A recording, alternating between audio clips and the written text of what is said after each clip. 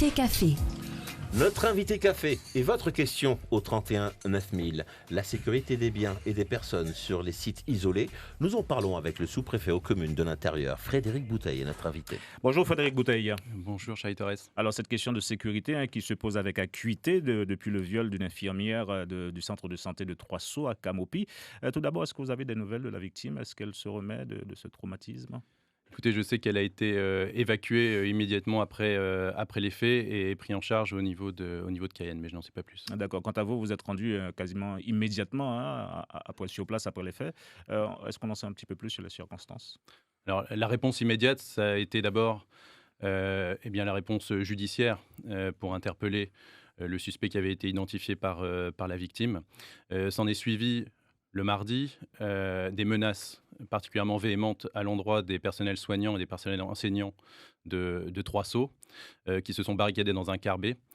Et le préfet a décidé d'envoyer immédiatement de nuit un groupe de la gendarmerie, du PSIG, pour sécuriser le périmètre et sécuriser ces personnels. Ils ont ensuite été relayés par une équipe pérenne, dont une jeune engagée volontaire qui est locutrice de Wayampis, qui permet des échanges bien plus intéressants, bien plus complets avec la population.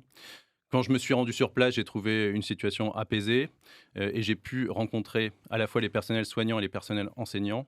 Il y avait également le directeur du centre hospitalier et la DRH, et j'ai rencontré également les chefs coutumiers qui représentaient la population. C'est-à-dire qu'il y a un problème entre la population et les fonctionnaires sur place? Justement, absolument pas. Il s'agit d'un petit groupe très restreint de jeunes fauteurs de troubles depuis un certain temps, et la population s'en plaint. Et j'en veux pour preuve les plaintes qui sont prises par les gendarmes sur place, des plaintes de la population à l'endroit d'un certain nombre de ces jeunes. Donc un travail judiciaire en cours. Donc ce sont des jeunes des personnes qui sont identifiées, un petit groupe.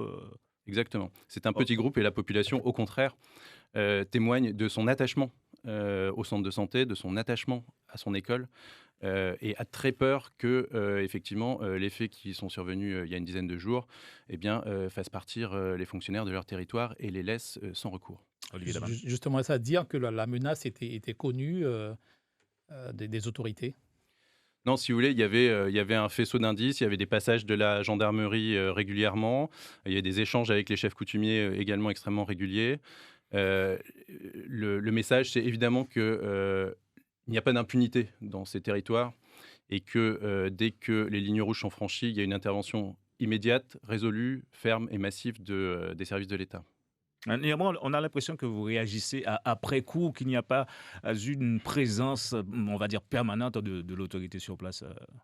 Écoutez, il y a une présence extrêmement régulière des forces de sécurité, des forces de gendarmerie, qui assurent des rotations toutes les 5-6 semaines sur le territoire. Nous travaillons à un positionnement peut-être dans un village différent, puisque vous savez que Trois-Sceaux est composé de différentes implantations. Donc peut-être les positionner différemment, peut-être améliorer aussi les systèmes de communication avec un système radio, pourquoi pas, pour permettre une connexion 24/24 avec la brigade de Camopi, mais également avec les tutelles de Cayenne. Alors maintenant, il s'agit de rassurer, de redonner confiance à ces fonctionnaires. Comment comptez-vous vous y prendre?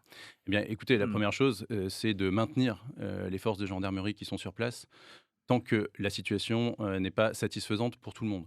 La sécurité des personnels est évidemment la priorité et ça ne se fera, le déplacement de ces forces de sécurité ne se fera qu'en accord avec les services de santé et avec les services de l'éducation nationale.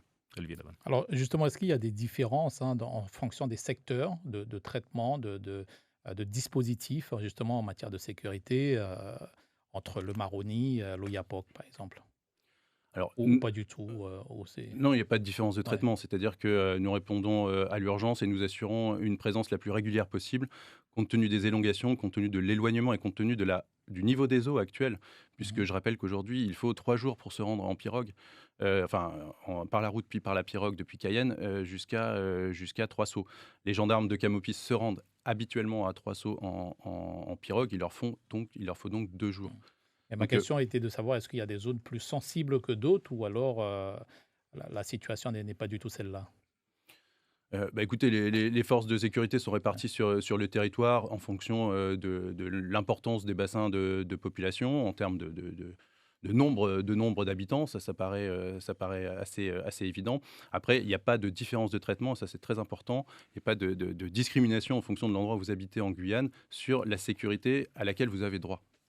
Alors, concernant Trois-Sauts, vous parliez un instant de petits groupes de fauteurs de Oui. troubles. Est-ce que ce petit groupe est mis hors état de nuire, placé sous surveillance? Comment?